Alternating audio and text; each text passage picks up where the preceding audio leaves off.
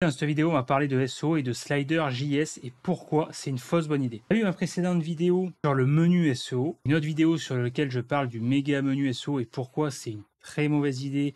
99% des cas, c'est inutile, voire contre-productif, compris l'idée du Slider JS. Juste pour finir sur les méga menus, je dis pas que le méga menu c'est forcément prohibé ou à interdire. C'est valable selon moi dans certains cas très précis, je pense notamment à des marketplaces, Amazon, Cdiscount, Darty, Fnac, etc. Il y a en gros des sites e-commerce sur lesquels il y a un très gros volume d'informations à organiser. On en revient à des soucis d'arborescence que je parlais dans la précédente vidéo. Dans ce cas-là, pour moi, c'est complètement justifié, intéressant d'un point de vue visuel pour faire un tri d'informations. Ça rejoint des questions également d'ergonomie. Moyennant des questions d'offuscation JS pour pallier les contraintes techniques SEO, peut être intéressant pour l'utilisateur. Sinon, dans 89% des cas, c'est selon moi inutile et contre-productif. Rester simple et dans le même esprit, le Slider JS, pour moi, c'est exactement la fausse bonne idée. Pourquoi? On va prendre un exemple concret. Donc là, j'ai pris le site figma.com. La manière dont on bon bref, ici on voit qu'on a donc là un menu finalement qui est assez simple, mais ici tu vois on a un mini méga menu, on va dire, tu vois, un mini méga menu. Bon, c'est pas déconnant en soi, mais c'est pas forcément utile. C'est un potentiel en merde, tout simplement. Tu peux faire simple, tu peux rester simple sans te prendre la tête, tu vois. Là, pourquoi Figma, on a design, prototype. Alors déjà Figma, FigJam, je sais pas ce qu'est la différence. Alors bon, il te l'explique, une plateforme design tout en un, tableau blanc en ligne destiné aux équipes. Déjà, pour moi, il y a un souci. Alors là, c'est encore autre chose au niveau du design. La typo comme ça en gris, enfin franchement il faut prêter attention pour capter la différence entre Figma, FigJam. C'est pas clair, c'est pas du tout intuitif, il y a un problème de contraste, de mise en avant de typo. Et là tu vois on a design, prototypage, tableau blanc en ligne, planification, ok. C'est très loin d'être clair par des soucis de contraste. En fait si tu veux, l'humain là c'est plus une question encore une fois de marketing. L'humain et l'œil humain ont besoin d'être guidés. Ça c'est vrai pour tous les types d'humains, toutes les caractéristiques d'âge, classe sociale, etc., etc. Mais encore plus pour une catégorie bien spécifique, je pense notamment aux seniors. Mets-toi à la place parce que la clientèle senior, le public senior représente quand même une part non négligeable. Alors ça dépend de ta cible, mais dans tous les cas, il y aura forcément un pourcentage plus ou moins important de seniors qui va aller sur ton site internet, qui sera potentiellement intéressé par tes produits et donc qui aura potentiellement envie d'acheter. Et donc qui pourra potentiellement contribuer à augmenter ton CA, ton chiffre d'affaires. Et le senior, lui, ce qu'il a besoin, c'est de simplicité. Et la simplicité, c'est valable dans tous les domaines et donc dans tous les appareils. Un téléphone portable, alors je dis pas tous les seniors, on va pas généraliser, mais de manière générale, une très grande majorité de seniors aura tendance à se tourner vers la simplicité. Ça ne sera pas les premiers, en tout cas, adeptes des derniers smartphones. Tu vois, par exemple, là, j'ai un Pixel 7 Pro, je shoot avec en ce moment même. On va chercher la simplicité, c'est-à-dire les anciens téléphones. Je pense notamment à des personnes comme mon oncle. Ils cherchent la simplicité, tu vois, c'est les anciens smartphones, les premiers des années 90. Donc ça, on ne parle pas de smartphone, mais de téléphone, tu vois. Des fonctions téléphoner, SMS, vraiment très basique. L'esprit, c'est exactement le même. Quand il va consulter un site internet, mon grand-père, avant qu'il décède, c'était pareil. Il faisait de la bourse et sur les sites qu'il allait, il cherchait de la simplicité. Et il était vite perdu, le pauvre, il me demandait des infos, des conseils, parce que dès que l'interface était un tantinet complexe, pour moi qui était encore relativement simple, mais je pouvais comprendre la difficulté pour lui. Il ne savait pas trop où aller, il avait besoin d'être guidé de manière simple. Alors tu te doutes bien que si on rajoute à ça des perturbations visuelles comme ici, alors là on n'est plus sur le méga menu, on n'est pas encore sur un slider JS, mais l'idée est la même. Ça dépend de la cible, je ne connais pas du tout ce site. J'ose espérer que la clientèle, la cible majoritaire soit jeune, le public soit jeune, et dans ce cas-là c'est pas trop problématique, mais ça pose quand même des sérieux soucis de simplicité. Je pense notamment à la navigation mobile, encore une fois, c'est du bon sens. Une part non négligeable du trafic aujourd'hui vient du mobile, et donc il faut que ça soit simple. Encore une fois, pour le SEO, c'est pareil. Le SEO, si tu rajoutes du slider JS, donc de la technologie, ça va surcharger avec donc, JS, JavaScript, et notamment avec l'animation avec du CSS, donc c'est toujours lié généralement CSS, JS, le style et le code, on va dire, à proprement parler, pour déclencher cette animation-là. Et donc tout ça, ça contribue à alourdir le site inutilement, ou en tout cas on peut l'éviter. Alors tu vas me dire, ouais ok Seb, au jour d'aujourd'hui, il y a plusieurs moyens de pallier ces soucis techniques en optimisant les ressources via la délivrabilité, au travers de différents moyens, du CDN, etc., etc., au niveau des optimisations de serveurs, donc côté serveur, mais il n'empêche que tu as toujours l'optimisation côté client sur lequel tu n'as pas trop la main finalement, et ça contribue à alourdir, voilà, tout simplement. Ici, on va prendre webflow.com, et c'est surtout que même si tu veux alourdir, ça va nécessiter un travail supplémentaire, parce que tu vas me dire, ouais, on peut optimiser, tu vois. Ouais, mais en fait, pourquoi te faire chier à optimiser, à alourdir ta tâche de travail? Donc alourdir ta tâche de travail, si tu es positionné en tant que consultant, alors toi tu t'en fous, tu vas me dire, tu vas pouvoir facturer, mais mets-toi à la place du client. Si tu es client, tu vas te chercher, tu vas ajouter des problèmes en fait, d'accord? C'est un peu comme les voitures voiture au jour d'aujourd'hui, on va chercher, on va jouer sur la carrosserie, sur l'électronique, sur de l'équipement, du suréquipement, qui finalement sort du cadre initial de ce pourquoi un véhicule a été conçu, c'est-à-dire pour se déplacer d'un point A à un point B, la simplicité. Voilà. Et donc, ça fait qu'ajouter un potentiel en merde. C'est-à-dire que là, pour avoir ton magnifique slider JS qui ne sert au final strictement à rien, si ce n'est confusionner ta cible et la faire fuir, et que ça pose, donc je t'ai dit, des soucis techniques en termes de web perf, donc du chargement de la page, et chargement qui a un impact direct pour le coup, qui est même plus important pour l'utilisateur que pour le SEO, à la limite, parce que ça t'empêchera pas de ranker. Encore une fois, ça c'est une croyance populaire véhiculée par des pseudo-experts en carton qui ont juste pour objectif de vendre leur logiciel d'analyse on-crawl et compagnie, où tu vas pouvoir t'astiquer le manche. Mais sinon, ça n'empêche pas, le site, s'il met 3 secondes à charger, ça n'empêche pas de ranker. Encore une fois, teste plutôt de croire des inepties. Okay. Par contre, ça pose des soucis pour l'utilisateur. Un utilisateur, si le site, la page met 3 secondes à se charger, il est à une escale, il a un avion à prendre, il se casse. Ok, voilà, ça c'est un réel problème. Ben, ici c'est pareil, si tu veux me dire ok, bon, j'ai mis en place une belle animation graphique avec le slider JS, mais du coup il va falloir que je cherche à optimiser tout ça. Donc tu vas ajouter du temps pour optimiser ça, parce que l'optimisation, ça ne se fait pas par l'opération du Saint-Esprit, ça se fait avec une réflexion qui est issue d'un cerveau humain, de plusieurs cerveaux humains. Donc ce cerveau humain, c'est du temps consommé. Ce temps consommé, c'est du temps facturé. Si tu es consultant, tu vas le facturer à ton client. Si tu es client, que tu vas donc devoir bénéficier de cette prestation, ça va te coûter du temps consommé et de l'argent.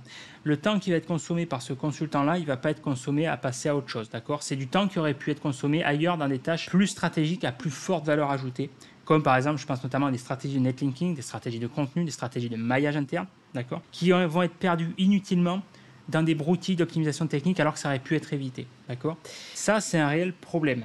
On va prendre un exemple. Là, on a un méga menu ici. Pourquoi pas? Est-ce qu'on a un slider? Voilà, là, on a un slider. On a un slider JS, tu vois. On a l'animation, on fait défiler. Encore une fois, le problème de ça, c'est que moi, je m'appuie sur la data. Je m'appuie sur la data. Et la data, l'expérience m'a montré que pour avoir, et quand je dis ça, je ne me suis pas uniquement appuyé sur ce que j'ai observé, parce que ça reste subjectif, non. J'ai interrogé, j'ai demandé à mes clients qui ont des sites e-commerce. Quand j'ai travaillé en agence, j'ai eu la chance d'avoir affaire à un panel de sites différents, une versatilité de sites, des sites vitrines, des sites e-commerce, des sites boutiques, etc. Et la majorité m'ont remonté en feedback qu'en fait, la réalité, il y a toujours une dissonance, un décalage entre ce que tu penses être et la réalité des choses, là, ce que ça donne vraiment. Et la réalité du slider JS, c'est quoi? C'est que, cette animation qui, au premier abord, pour ça que c'est la fausse bonne idée, peut paraître jolie. C'est joli, c'est mignon, c'est mimi tout plein. Sauf que déjà, d'un point de vue marketing, ça entraîne un déficit d'attention. D'un point de vue marketing, quand ton prospect, donc c'est-à-dire un prospect, c'est-à-dire un client potentiel, la personne qui potentiellement peut augmenter ton chiffre d'affaires, peu importe l'objectif de ton site, c'est un objectif de lead, se capter des contacts, de générer ton chiffre d'affaires. Ton prospect, quand il arrive sur ta page, il doit remplir un objectif précis. Si par exemple, tu veux vendre, admettons, c'est un exemple qui me vient, des paires de chaussettes, là on est sur la période de Noël au moment où je tourne cette vidéo, des paires de chaussettes de Noël rouges. Si ton prospect arrive sur ta page produit par exemple, ou sur ton site qui vend des chaussettes, il est spécialisé dans la vente de chaussettes pour Noël, pourquoi pas, c'est une niche à mon avis qui peut être intéressante. Pose-toi la question, est-ce que c'est vraiment pertinent de mettre en place un slider JS qui va lui montrer une animation, plusieurs paires de chaussettes, mais finalement, l'objectif initial, est-ce que c'est pas plus important de le diriger, de le guider vers là où tu veux qu'il aille exactement, à savoir vers la fiche produit, où tu vas lui proposer une paire de chaussettes, donc en étant factuel simple. Parce qu'un slider JS, un trailer, une vidéo, c'est bien. Mais est-ce que finalement le plus important quand tu es sur un site e-commerce ou sur un site, c'est de faire une animation et regarder un film comme tu es au cinéma? Ou est-ce que la personne vient pas plutôt pour répondre à un besoin, trouver la réponse à sa question? Et si elle trouve la réponse à sa question, acheter.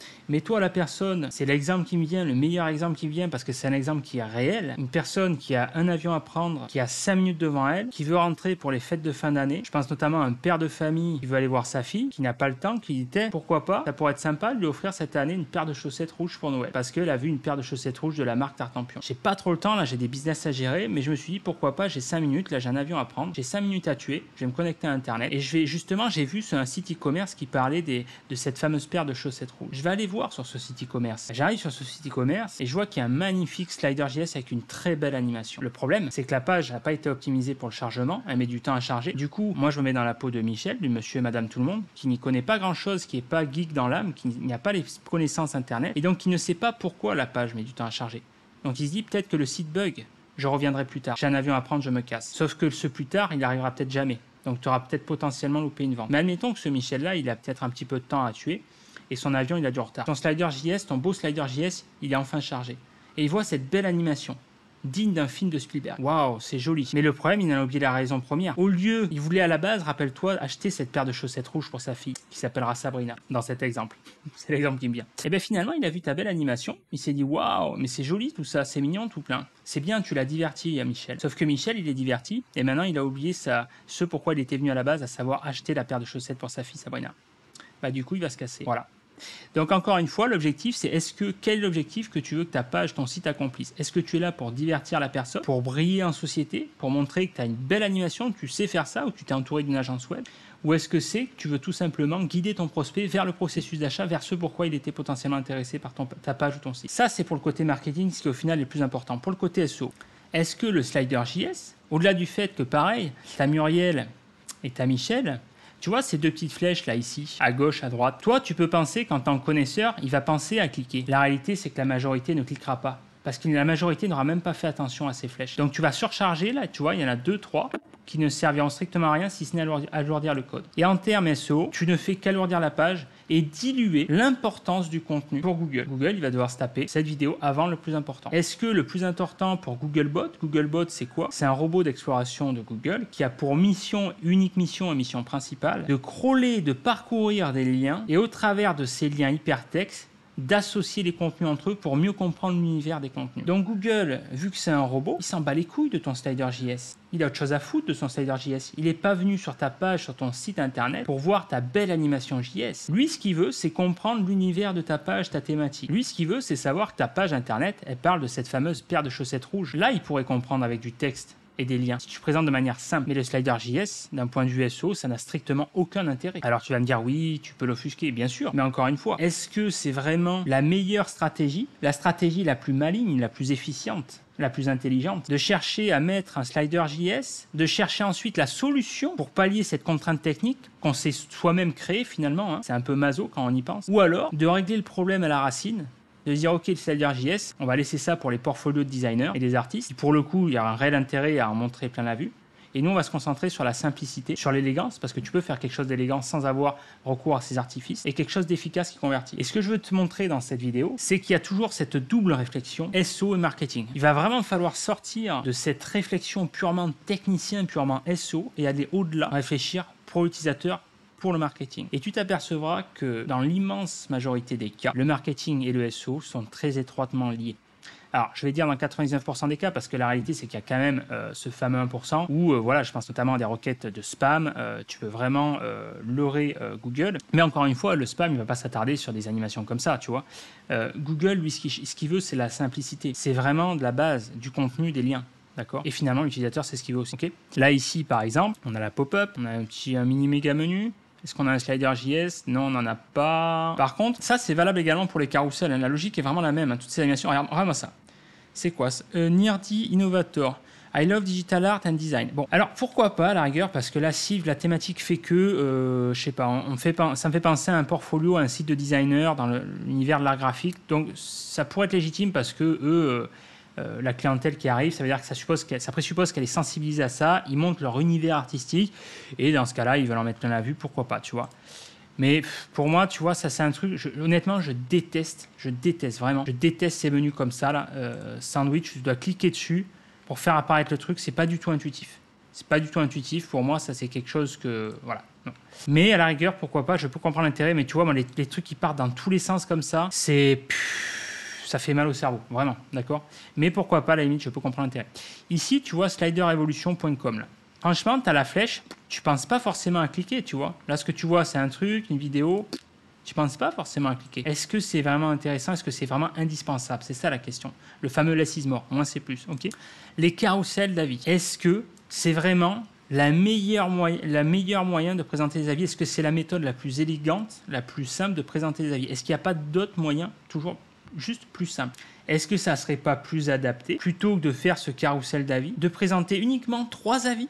3 avis, le top 3 des avis ou les derniers avis, peu importe, tu le mets comme tu veux en fonction de tes objectifs. Et de voir ici, parce qu'on l'a en plus. Le pire, c'est qu'on a ce lien-là. See all review, voir tous les avis. La personne qui veut, donc la personne, les testimonials, donc c'est-à-dire les testimonials en français, les avis clients. Les avis clients, la personne qui veut consulter les avis clients, les reviews, les avis Les témoignages, ça veut dire qu'elle a besoin d'être rassurée. C'est la fameuse preuve sociale. Une personne qui a besoin d'être rassurée, elle va être prête à faire la démarche d'en savoir plus. Et donc de consulter tous les avis, si le top 3 des avis, ne lui suffit pas. Quel intérêt, s'il y a le bouton, le lien, peu importe, tu mets sous forme de bouton, de lien, quel intérêt il y a de mettre plus de 3 avis ici, c'est-à-dire quel intérêt d'afficher, c'est même pas d'afficher, de mettre à disposition des avis supplémentaires qui ne sont pas dans la zone d'affichage ici. Quel intérêt? Quel intérêt? Pour moi, il n'y a strictement aucun intérêt. Si ce n'est, encore une fois, de chercher à distraire l'internaute, à distraire ta cible potentielle. Voilà, c'est une animation, c'est joli.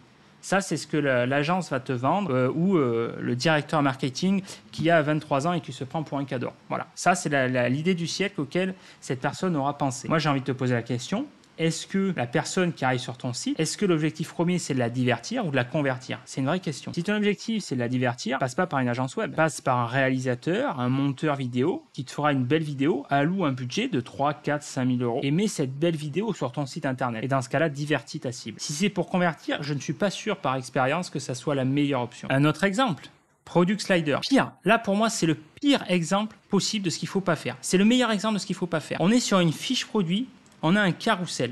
La fiche produit, son unique vocation, son objectif premier, c'est de convertir ce prospect qui arrive sur ta page. Elle doit être sans erreur. S'il y a bien une page sur ton site e-commerce qui doit être optimisée, c'est tes fiches produits. Elle doit être sans erreur. Elle doit être rapide à charger, aussi vite qu'une fusée. Elle doit être simple. Elle doit être focus. Ton utilisateur, il doit être en mode focus. Est-ce que tu crois que rajouter un slider JS, il faut déjà que la personne clique sur ces flèches, parce que la réalité, c'est que l'immense majorité ne pense pas à cliquer, qui cherche à divertir, à faire un effet? Est-ce que tu crois que c'est le plus important? Est-ce que tu crois que là, on est sur un produit métallique disco jacket, donc une veste disco? Est-ce que tu crois que le plus important, on est sur une veste disco, on est sur un produit à 139,99, donc $140. Moi, je me mets à la place, je suis potentiellement intéressé par ce produit-là. Metallic Disco Jacket, hop, eh ben non, non, et j'en ai un autre. Green Kill Cut Jacket. Mais je m'en bats les couilles, moi, de cette veste verte avec cet asiatique qui est montré là. Moi, ce que je voulais, c'était là, ce modèle-là. Je me visualisais dans ce modèle-là. Pourquoi tu vas me présenter un autre modèle? Pourquoi tu vas me présenter un putain d'autre modèle? Pourquoi il y a ce slider JS? Il n'a rien à faire ici. Strictement rien à faire ici. C'est juste un délire mental. Voilà. C'est un délire qui est sorti d'une réunion de brainstorming avec des pseudo-têtes pensantes qui étaient juste là pour s'astiquer le manche, d'accord? Mais encore une fois, si tu veux convertir, t'es pas là pour exposer dans une galerie d'art. T'es là pour convertir. Le but, sur ta fiche produit, quand un utilisateur arrive, donc un prospect potentiel, c'est d'avoir une approche en entonnoir, du haut vers le bas. Google, il va crawler, il va parser ta page de haut en bas. Le haut de page, c'est le plus important. Ça veut dire, hey, c'est ma réponse ici. La réponse, tu vois, tu veux une veste disco, j'ai le visuel. Là, il manque une description. Tu vois, ça répond bien à ton besoin. Je te fais une headline, je te mets en avant, ok? Je te mets en avant. Le but, ça va donner envie d'aller plus loin c'est toujours pareil, cette approche progressive, ok? D'aller plus loin, de descendre, tu vois, de scroller le reste de la page. Comment tu peux avoir envie de scroller le reste de la page si on te matraque comme ça, on te divertit, d'accord? Sans parler que ça fait mal à la tronche, ces trucs-là. C'est comme amuse-toi à regarder un écran de téléphone, de tablette, peu importe, pendant que tu roules sur une route cabossée. Je te garantis qu'au bout d'une heure, tu vas avoir mal à la tronche. Et bien là, c'est exactement pareil, d'accord? Donc, mets-toi également à la place de Muriel ou Micheline, qui arrive sur cette fiche produit. Est-ce que tu penses qu'elle va acheter cette paire de sneakers ou cette veste? Non, d'accord? C'est pas le moment. C'est pas le moment. Le moment, quand tu arrives sur la fiche produit, c'est de convertir, d'accord? Une fois qu'elle aura converti, une fois qu'elle sera sur le panier, là, tu pourras penser à lui proposer une upsell, d'accord? Mais pas avant. Et encore une fois, pour le SEO, c'est contre-productif. Voilà, okay? Donc, le mieux, c'est l'ennemi du bien, clairement. Les testimonials, pareil, les témoignages, tout ça, c'est pas nécessaire. C'est pas nécessaire. D'accord? C'est pas nécessaire. Ça alourdit inutilement. Applique le principe de rétention. Ok? Zara, qu'est-ce qu'on a? On a une pop-up. Yes, continue on Spain. Je sais pas pourquoi je suis pas en Espagne, mais pourquoi pas? No, go to the website for Malaysia. Ouais, je suis en Malaisie. Ok. Bon, Zara, pourquoi pas? Parce que la cible, encore une fois, ça dépend de la cible. Là, on est sur une cible assez féminine, mais plus dans vraiment Zara, sa patte, c'est le côté la mode un petit peu. Hein. Donc la mode, il y a toujours ce côté un peu m'as-tu vu? Donc on t'en met plein la vue.